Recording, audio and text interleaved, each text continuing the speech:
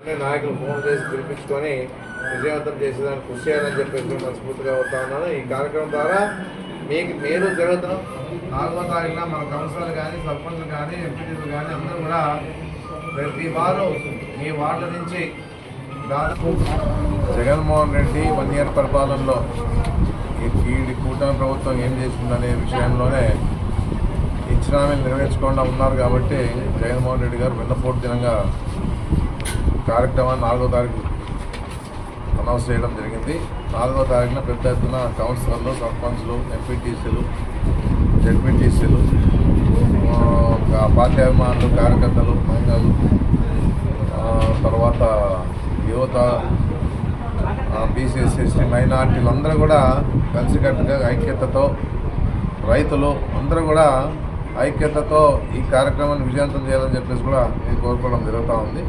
ఎందుకంటే ఇది ప్రజల కోసం చేసే పోరాటం. ఇది ప్రజలకు ఇచ్చిన హామీని నెరవేర్చలేని పరిస్థితిలో ఈ ప్రభుత్వం ఉంది. కాబట్టి దీన్ని వెన్నుపోటు దినంగా కార్యక్రమాన్ని ఏర్పాటు చేసి చేయడం జరుగుతూ ఉంది.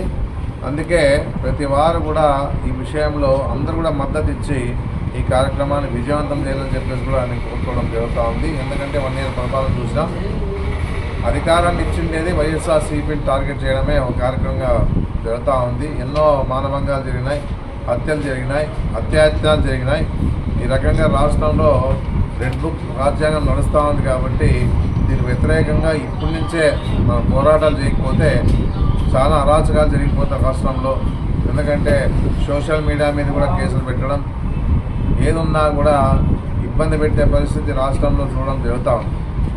ఏదున్నా అనవసరంగా కేసులు ఏర్పాటు పెట్టడం, ఎందుకంటే పార్టీ పరంగా కానీ ఎవరైనా ముఖ్యమైన నాయకులు ఉంటే వాళ్ళ మీద కేసులు పెట్టి వాళ్ళ ద్వారా కేసులు పెట్టించి వాళ్ళ మీద పెట్టించి ఇబ్బంది పెట్టే పరిస్థితి చూస్తాను రాష్ట్రంలో.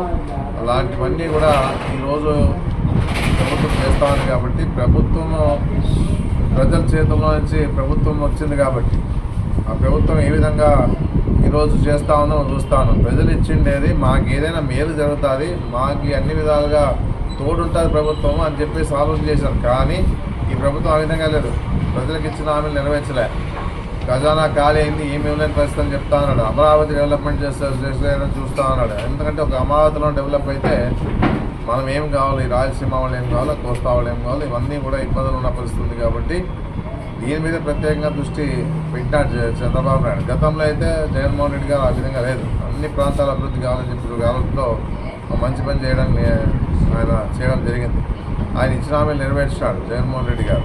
ఏదున్నా కూడా ఈరోజు ఉండే పరిస్థితిలో ఈ ప్రభుత్వం ఇవ్వలేని హామీలు ఇచ్చి ఈరోజు ప్రజలకు కూడా ఏది చేయకుండా ఇచ్చిన హామీలు నెరవేర్చుకోకుండా ఉన్నారు. కాబట్టి వెన్నపోటు దినంగా ఈరోజు ప్రకటించారు జగన్మోహన్ రెడ్డి గారు. పెద్ద ఎత్తున పార్టీ కార్యకర్తల, నాయకులు, అభిమానులు, కౌన్సిలర్లు, సర్పంచ్లు, ఎంపీటీసీలు అందరూ కూడా బీసీ, ఎస్సీ, మైనార్టీలు, యువత, అన్ని వర్గాల వారు కూడా, మహిళలు అందరూ కూడా వచ్చి పెద్ద ఎత్తున పాల్గొని 9 వస్తే దీంట్లో టిఫిన్ ఏర్పాటు చేసాం. దీని నుంచి పార్టీ ఆఫీస్ నుంచి సబ్ కలెక్టర్ ఆఫీస్ పోయి మెమోరాండం ఇచ్చి అక్కడ ఈ వెన్నపోటు దినాన్ని గురించి మాట్లాడి మళ్ళా డిస్పర్స్ అవుదామని చెప్పేసి నన్ను తెలియజేస్తాం. నమస్కారం.